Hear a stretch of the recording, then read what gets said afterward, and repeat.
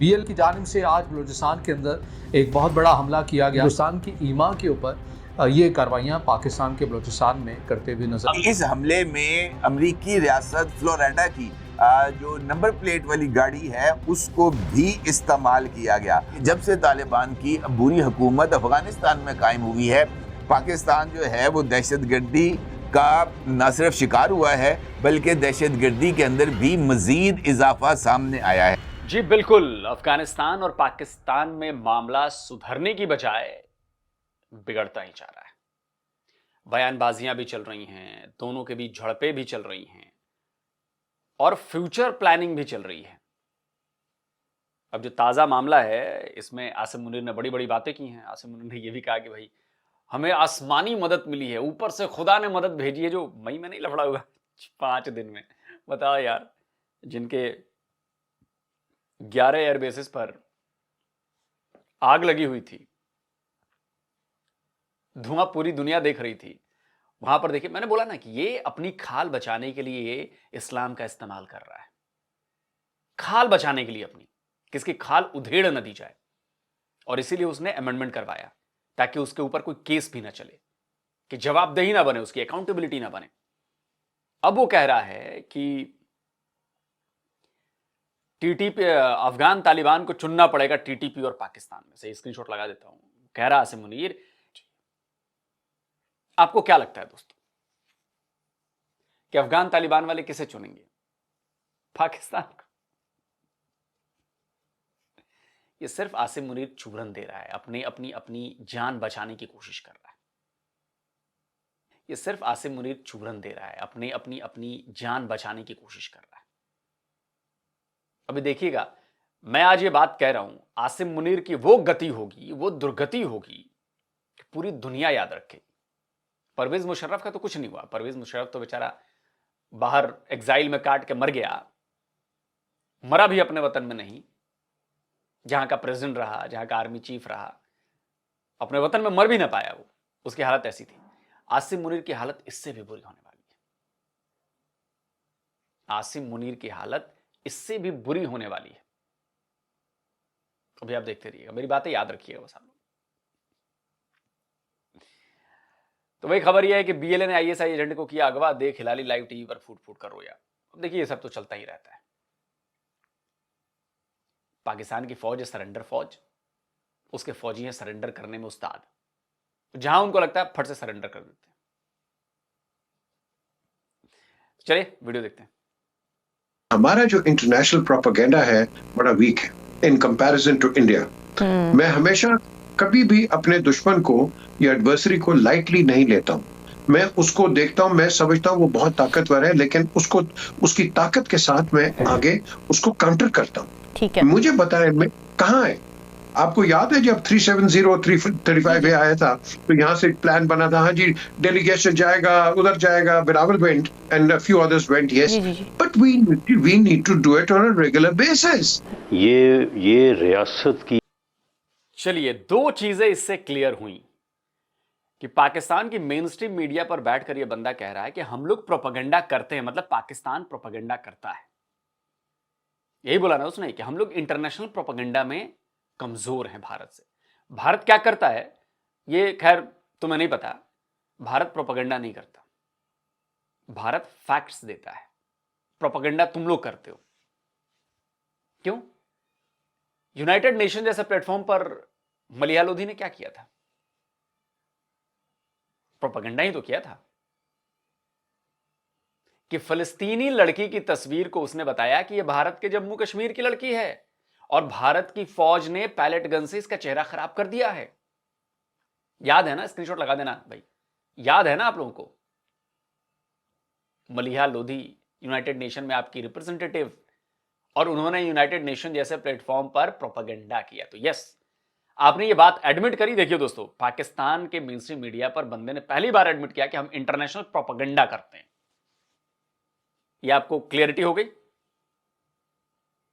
Propaganda चाहे आप internationally करो चाहे डोमेस्टिकली करो, क्या फर्क पड़ता है? प्रोपेगेंडा तो प्रोपेगेंडा है, और उसकी पोल खुलनी ही खुलनी है, और वो पोल खुल जाती है जैसे मलिहा लोधी की खुली।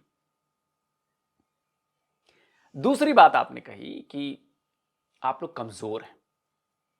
बिल्कुल ये मानता हूं। और कमजोर ऐसा वैसा नहीं है, इसके तो सबूत बिखरे पड़े हैं। ये देखिए आपके कमजोर होने के सबूत। 93,000 पाकिस्तानी इस्लामिक जमहूरिया पाकिस्तान के फौजी जिनको ट्रेन किया गया था, सालों साल ट्रेन किया गया था लड़ने के लिए काफिरों से, वो कलमागो फौजी सरेंडर कर देते हैं हथियार होते हुए भी। हाथों में हथियार, गोला बारूद होते हुए भी ये 93,000 कलमागो मुसलमान फौजी सरेंडर कर देते हैं काफिरों के आगे। तो कमजोरी तो आप लोगों के डीएनए में छुपी हुई है। उससे भी पहले लेकर चलता हूं मैं, ये वही डीएनए की कमजोरी है जिससे आप मुसलमान बन गए। वरना हमारे पुरखों की तरह अगर आप मजबूत होते तो हमारे पुरखों ने मरना पसंद किया, कन्वर्ट होना पसंद नहीं किया। तलवार के डर से उन्होंने सलवार नहीं पहनी, आपने पहन ली। तो आप बाहर से भले कितना अपने आप को बताएं कि हम ये हैं, हम वो हैं, अंदर से वही डीएनए है ना जिसने आपको अपने असली धर्म से दूर कर दिया, बदल दिया। तो वो डीएनए वहीं रहेगा, क्योंकि आप तब भी फट्टू थे, आज भी फट्टू हैं, आज भी डरपोक हैं, आज भी बुजदिल हैं। बुजदिल हैं आप लोग। बाकी सुन के बुरा लग रहा हो तो मेरी बला से, जो सच्चाई है उससे बदल तो नहीं जाएगी ना, है कि नहीं? रियासत की बका का मामला है, ये पाकिस्तान की इंटेग्रिटी का मामला है। ये जो दहशतगर्द हैं जो कि केपीके में भी और बलूचिस्तान में भी जो वहाँ पे कार्रवाइयाँ कर रहे हैं, वो जो है वो हमारे दुश्मनों के साथ मिलकर ये सारी कार्रवाइयाँ कर रहे हैं। उनको राह की हमायत हासिल है, उनको राह की फंडिंग हासिल है। वो अफ़गानिस्तान के इलाका में सेव हेवन्स बनाए बैठे हैं और वहाँ पे उन सेव हेवन से तैयारी करके वो पाकिस्तान को नाउज़ बिल्लाह तोड़ने की और हिस्से बखरे करने की जो है वो नापाक कोशिश में जो है वो मुलव्वस है। वो तो सीधा सीधा ये बात कर रहे हैं कि हम बलूचिस्तान को आज़ाद कराना चाहते हैं। वो सीधी सीधी ये बात कर रहे हैं कि हम दौलत इस्लामिया जिस तरह से हमने अफ़गानिस्तान में कायम की है, वो हम जो है वो केपीके के कुछ इलाकों को भी जो है वो उसमें शामिल करना चाहते हैं। इंडिया चैनल मजे ले लेके मिर्च मसाले लगा लगा के बता रहे हैं कि जी ये हो गया वो हो गया, और हमारा है कि हमारे मुल्क में कोई वाकया हो जाए तो इनको तकलीफ होना शुरू, ये जनाब खुशियां मनाना शुरू कर देते हैं। इनके लिए जनाब अपना वो ईद हो जाती है या इनके लिए एक त्यौहार बन जाता है। देखें वो जो काम कर रहे हैं BLA वाले, अपने जनाब लोगों को जो बलूचिस्तान के नेशनल हैं या ID कार्ड होल्डर हैं जिनके ड्रेस बलूचिस्तान के हैं उनको छोड़ देते हैं। अच्छा। पंजाबियों को मारे, हालांकि हमारे पंजाब में जितना कोयटा नाश्ता कैफे वाले, शनवारी वाले जितने भी हैं इधर पाकिस्तान में आके पंजाब में आके कारोबार कर रहे हैं, इलाज पंजाब में आके करवाते हैं ये लोग, ठीक है। और पंजाब में आके ये जनाब तलीम। तो भाई 2 टके के फर्जी वकील बलूचिस्तान में जब तू अस्पताल नहीं बनवाएगा तो इलाज कराने लोग कहां जाएंगे? पंजाब ही आएंगे। बलूचिस्तान में जब नौकरी का या किसी काम का कोई मौका ही नहीं है तो रोजगार कमाने, अपने परिवार का पेट भरने में पंजाबी आएंगे। जब बलूचिस्तान में तूने कोई यूनिवर्सिटी नहीं दी, वहां पे प्रोफेसर नहीं दिए, वहां पे तूने टीचर्स नहीं दिए, तो वहां के बच्चे पंजाबी पढ़ने आएंगे। क्योंकि कोयला तुम वहां से निकालो तुम, सुई गैस निकालो तुम, तांबा निकालो तुम, सोना निकालो तुम, रेयर अर्थ मिनरल निकालो तुम, और ऐश भी करो तुम। जिनके घर से निकाल रहे हो, जिनकी मिल्कियत है, उनको तो तुम कुछ दे नहीं रहे हो, और फिर ये बड़ी बड़ी बातें करते हो। मैं जानता हूं तुम्हारी कितनी जली है अंदर से, और ये जलती रहेगी और जलने वाली है। अब इंतजार करो। तालीम हासिल करते हैं, हम तो उनको सीने से लगाते हैं, हम पठानों को भी सीने से लगाते हैं, सिंधियों को भी सीने से लगाते हैं। लेकिन ये जो तफरकाबाजी कर रहे हैं कि पंजाब के खिलाफ में है, ये बहुत एक संगीन हरकत है। तुमने पाकिस्तानियों को मस्जिदों को बॉम्ब किया है, स्कूलों को बॉम्ब किया है, और पता नहीं कितने गरीब लोगों को मारा है। तुमने विदाउट एविडेंस, विदाउट प्रूफ, और उन्होंने उस पे नहीं रुका। उन्होंने कहा तुम्हारा जो ये रिएक्शन था ये खुद इलीगल है, बल्कि मैं कहता हूं it is an act of war without evidence. तुमने जाके सिविलियंस को अटैक किया, without evidence, without a shred of evidence. I mean to say, ये क्या है भाई? जिधर एक जाके तुम्हारे पॉलिसीज ऐसे हैं कि कश्मीरीज उठ खड़े हैं, वो लड़ रहे हैं, वो मर रहे हैं, मगर वो मार भी रहे हैं तुम्हें, और तुम कहते हो कि ये जो Kashmiris because of your policies in occupied Kashmir, तुम जाके पाकिस्तान को बॉम्ब करते हो, तुम पाकिस्तान को गरीबों को मारते हो मुरीदके में. What is this?